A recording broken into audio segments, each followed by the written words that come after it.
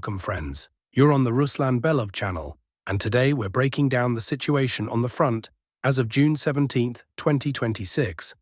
A lot has happened over the past 24 hours, so let's get straight to it. So the defense of Donbass is beginning to crumble on several fronts at once. In Kostyantynivka, several hundred AFU troops are effectively trapped in a pocket, and today Lyman started collapsing as well. And there the Ukrainian garrison risks repeating the same fate. The Russian army is pressing on with its summer offensive, and over the past 24 hours, 2 new settlements have come under Russian control. So in this episode, we'll move along the entire front line, break down the changes on the map over the past day, and at the end we'll cover 2 important topics: a new system for jamming satellite communications and how entire regions of Ukraine are effectively running out of fuel. Friends, before we begin, one quick request. YouTube noticeably throttles the reach of military analytical channels like this one, so every interaction here matters. If this episode is useful, subscribe, hit the bell, and leave a comment. That's the best way to help the channel break through the algorithms. Thanks to everyone already with us. The Zaporizhzhia sector, I'll start with the Zaporizhzhia direction. Heavy fighting continues around Stepnohirsk, probably the only sector where the initiative today lies with the AFU. There's information that Ukrainian groups have been spotted in the eastern part of Stepnohirsk and around Tavriska Street. The Ukrainian command has pulled serious reserves into this direction, including elite drone operator units, and has been trying for months to fully squeeze Russian troops out of the settlement. So far, without success, Russian forces are holding the southern part of Stepnohirsk and still clinging to the remnants of the high-rises in the 3rd micro-district. Further east, Battle Group Vostok is developing an operation to envelop Kharkiv and trying to break the last AFU defensive line covering the city. Kharkiv is the 2nd largest city in the entire remaining sliver of the Zaporizhzhia region under Ukrainian control after Zaporizhzhia itself. The AFU, trying to hold it at least until the end of summer, are defending the sector at the cost of heavy losses, constantly plugging gaps with infantry. From the Kharkiv direction, objective control footage is circulating, showing Russian UAV, unmanned aerial vehicle crews, striking AFU positions and personnel in the tree lines. Some of this material is extremely graphic and is not shown here. Dnipropetrovsk region. From the Dnipropetrovsk region comes a minor clarification on Novopavlivka. Russian forces have pulled back from part of the built-up area and dug in along the Solona River. Fighting for this settlement has been going on since November 2025, and the current picture is this. Roughly half the village is under Russian control, while everything on the far side of the Solona is held by the AFU. It still can't be fully taken. In neighboring Novopidhorodny, the picture is different and is shaping up in Russia's favor. The settlement was fully captured at the end of May, and Russian units are now developing their success here, advancing to the north and seeping westward toward the eastern outskirts of Kolona Mezhova. The intent is clear. The command is aiming to reach Mezhova, the largest settlement in the eastern part of the region and an important logistics hub with a railway station. By taking it and the surrounding territory, the Russian army will gain the ability to envelop Dnipropetrovsk from the west, one of the largest cities still in Ukrainian-held Donbass. Activity is also noticeable south of Serhivka and to the northeast of it. Russian units are moving toward Mern, Hulov, Shailivka and Yuriivka along local roads, and from Novopidhorodny toward Rypole and the southwestern outskirts of Serhivka.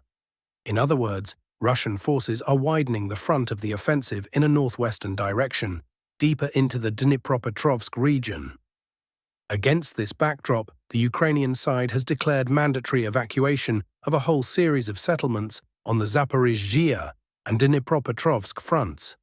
The AFU command appears to be preparing defensive lines along Pavlohrad, the Dnipro River, and the city of Zaporizhzhia.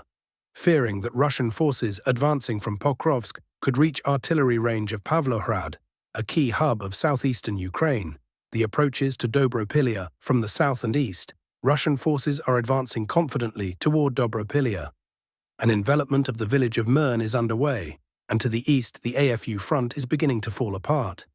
The day before, the Russian Ministry of Defense reported the full capture of Novi Donbass, And today came information on the capture of neighboring Kutuzivka. This sector south of Dnipropetrovsk is difficult. The terrain is riddled with mines and slag heaps, and the AFU traditionally turn mining complexes into strongpoints, as happened with the Belitska mine and the abandoned Vodianska mine. A frontal assault on Dnipropetrovsk from the south would be irrational, so the command is pulling up the western flank in order to take Mezhova, then Sloviansk, and only then push on the city itself, bypassing the garrisons in the mining settlements and leaving them in a pocket. And here it's important to understand the overall design. This is the so-called Dnipropetrovsk offensive, aimed primarily at the T-0514 highway. The logic is to sever the logistics between Dnipropetrovsk and the Kramatorsk agglomeration and to come out into the rear of the AFU's Sloviansk-Kramatorsk grouping. After the capture of Novodonbaske, the Russian Ministry of Defense reported an advance northward toward the settlement of Stepi. According to available data, the Russian army has narrowed the distance to the T-0514 to roughly 4 kilometers, and the highway is already under the fire control of artillery and drones. Using it is effectively impossible. Next, we should expect movement toward Kucheriv Yar, Zoloty Kolodiaz, Rubizhne, Vesele, and Hruske. This data rests mainly on Ministry of Defense and pro-Russian source reports. Video confirmation of fighting for several of these points is still limited, so the advance should be treated as preliminary. Kostyantynivka news keeps coming from Kostyantynivka. Here, as a reminder, around 300 AFU troops are blocked in part of the city and are effectively trapped in a pocket. Whereas earlier they tried to change into civilian clothes and slip out at night. That no longer works. Circulating objective control footage shows that such groups are quickly detected and struck by Russian drones. The Russian army has begun an active clearing of the pocket, advancing from two sides. The AFU are being pushed back toward a fortified position on the grounds of City Hospital No. 2, and they are also trying to hold the remnants of the central industrial zone.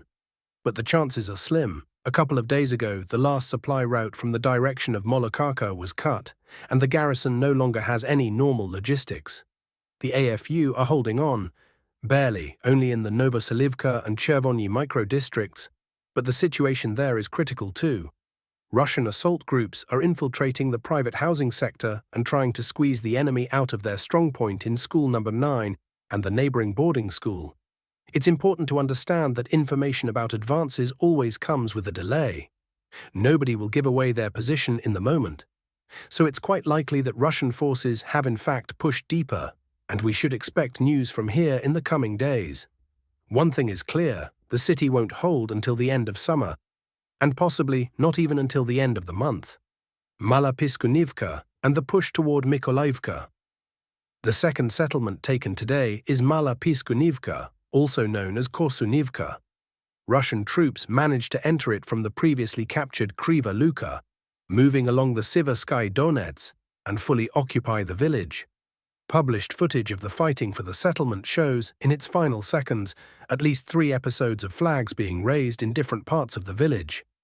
A methodical advance toward Mykolaiivka continues, a small power industry town built around the Sloviansk thermal power plant, the last shield on the way to the Sloviansk-Kramatorsk agglomeration.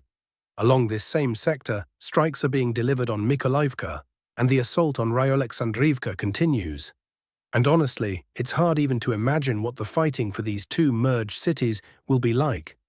For perspective, in Bakhmut the intensity of fire was several times higher than at Stalingrad, and that was considered one of the toughest battles of the conflict. Yet Sloviansk is about 1.5 times larger than pre-war Bakhmut by population, and Kramatorsk almost twice as large. And whereas Bakhmut was a secondary town, this agglomeration remains the de facto administrative center of the entire remaining slice of AFU-controlled Donbass, with fortifications that have been built up since 2014. The Ukrainian side has no intention of withdrawing forces from here, so the battle for the agglomeration promises to be extremely hard. And with each passing day, as they squeeze the buffer of territory, Russian forces bring it closer. Write your opinion in the comments. Is it justified to storm cities like these, house by house, only to end up with rubble, as in Bakhmut? Or, from a military standpoint, would other approaches be more sensible? It's a contentious question, and the tactic of frontal assaults through built-up areas far from always looks rational. Lyman now to Lyman. This is the second city in Donbass that the AFU will most likely lose this summer, and the scenario here echoes that of Kostyantynivka. About a week ago, Russian troops managed to break into the city from the direction of Drobyshev and dig in to the northeast. A couple of days ago, the entire north of the city fell. Today, the pace of the advance jumped sharply. Russian units are bypassing Lyman Lake from both sides at once, and geolocated footage has appeared showing a Russian serviceman unfurling a flag already in the city's southern industrial zone. Most likely they managed to infiltrate from the direction of neighboring Dibrova, aided by the dense surrounding forests that sheltered the groups from Ukrainian drones. Here is the timeline. By the end of June 15th, an improvement in Russian positions in the eastern part was reported. On June 16th, the pocket north of the city was collapsed, and the first objective control footage appeared showing Russian soldiers moving and a Russian flag in one location. By the end of June 17th, the center and east of Lyman, according to available information, had fallen. The Ukrainian side apparently still holds the western and southwestern outskirts, precisely the areas from which evacuation toward Mayaki, Shturov and onward to Donetsk is being carried out. By current estimates, more than 80% of the city is already under Russian control, and there is a high probability that within the coming days, the Russian Ministry of Defense will confirm full control. These are still estimates based on video material and source corrections, not an official confirmation. The city is collapsing quickly also because it is 90% private housing, far harder to cling to than high-rises with basements. The only district where the AFU could mount a defense behind tall buildings and an industrial area is the southern part. If the pace holds, several hundred Ukrainian troops here risk repeating the Kostyantynivka scenario and ending up encircled. An important detail, the Russian side is actively working against the crossings over the Siversky Donets in the areas of Oskil and Prishib, the aim being to prevent the garrison from breaking out. According to available data, one pontoon crossing has been destroyed near Mayaki and another damaged near Oskil. Ukrainian sources, meanwhile, continue to claim an AFU counteroffensive in the direction of Novoripivka and Zelena Dolina. However, there is so far not a single piece of video confirmation of this counteroffensive, so these claims should be treated with caution. In parallel, the offensive north of Sloviansk is intensifying. If the Russian wedges break through from the Lyman and Dnipropetrovsk directions, the entire Sloviansk-Druzhkivka agglomeration risks falling into an operational encirclement. Kharkiv region. The last advance of the past 24 hours comes from the Kharkiv region. Russian forces have gone on the offensive on a broad front south of Vovchansk and are advancing toward Bely Kolodiaz, one of the largest settlements in the northeastern part of the region and one of the main objectives of Battle Group Seva for this summer. North of Kharkiv, fighting continues for Kozycha Lopan. Russian units have confidently entered the northern part of the settlement. Since the AFU's main reserves have been redeployed to the Zaporizhzhia direction, there are not enough men in the border area, and holding back the pressure is getting harder. On June 17th, Ukrainian material appeared on strikes against forward Russian positions in Kozycha Lopan, around Kooperativna and Ozerna streets, involving the 58th Motorized Infantry Brigade of the AFU. In addition, the Lipsy direction is coming back to life. For the first time in a long while, the Russian side has begun delivering massed airstrikes there, which may indicate a synchronization of the offensives on Kozycha Lopan and Lipsy. The fall of Kozycha Lopan would mean the creation of yet another large border bridgehead, looming not over small villages, but over Kharkiv itself, a city the Russian army entered back in 2022 before being forced to withdraw. Strikes on fuel stations. Sumy region runs out of fuel now to the strike campaign. The Ukrainian Ministry of Defense itself reported in the morning that on the night of June 17th, the Russian side employed 119 UAVs, and a significant share of the strikes hit fuel stations. In Mykolaiv, according to objective control footage, an object was damaged that by the end of the day still could not be precisely identified, but the thick black smoke points to energy or fuel infrastructure. In Zaporizhzhia, there are reports of strikes on warehouses and temporary deployment points, mostly at night. In the Dnipropetrovsk region, the picture is clearer. A fuel station was damaged, though not completely destroyed. The most telling part is the north. Strikes were delivered on Shostka, and in the Sumy region, an especially high number of hits on fuel stations was recorded, including near Trostianets. According to a number of sources, by June 17th, the overwhelming majority of fuel stations in the Sumy region had been destroyed, and the closer to the front line, the more impossible it becomes to refuel. The region has effectively run out of fuel circulation. The Russian side will likely next switch to the Chernihiv or Kharkiv region. This comes from individual sources, and the scale is still being clarified, but the trend looks durable. Volga Kupol Garant, a new system against Starlink. And finally, a topic that may prove more important than any 24-hour map correction. Just 2 or 3 weeks ago, from the south, the Kherson, Zaporizhzhia regions, and the southern part of the Donetsk region, pro-Ukrainian outlets were publishing hundreds of clips daily of Ukrainian drone strikes on Russian logistics along the M14 highway, burning fuel tankers, trucks. Then the flow of such material dried up sharply, and whatever did come out was more often archival. Some experts link this to the massed strike on the night of June 15th, when enterprises in Kyiv were hit that, according to the Russian Ministry of Defense, were involved in drone development. But there is another version, the appearance of a new Russian system called Volga Kupol Garant. According to incoming information, this system is capable of completely isolating Starlink satellite communications over an area of about 20 square kilometers. A Ukrainian drone entering the zone loses its link to the satellite and effectively falls.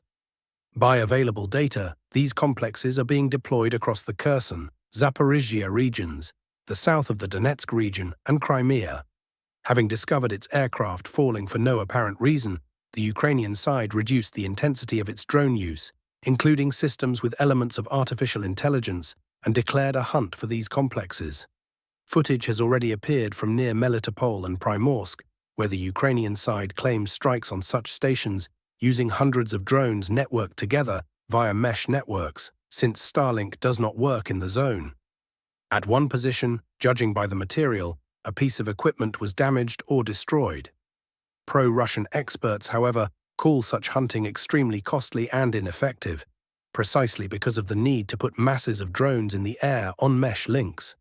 I'll stress, the very existence and claimed characteristics of Volga Kupol Garant are so far supported mainly by one-sided reports and photographs of individual units, without independent verification, so the figures should be treated with caution.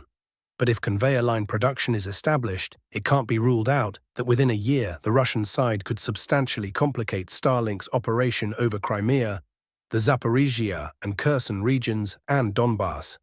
We'll follow this technology separately. Summary: that's how the front looks over the past 24 hours. 2 new settlements under Russian control, Lyman and Kostyantynivka, approaching their endgame, an expanding offensive near Dnipropetrovsk and in the Dnipropetrovsk region, and against all this backdrop, new means of countering satellite communications and the systematic destruction of the fuel infrastructure of entire regions. Thanks for watching to the end. If this episode was useful, leave a like, subscribe, and hit the bell. It genuinely helps the channel. This has been Ruslan Belov. Take care of yourselves, and until the next briefing.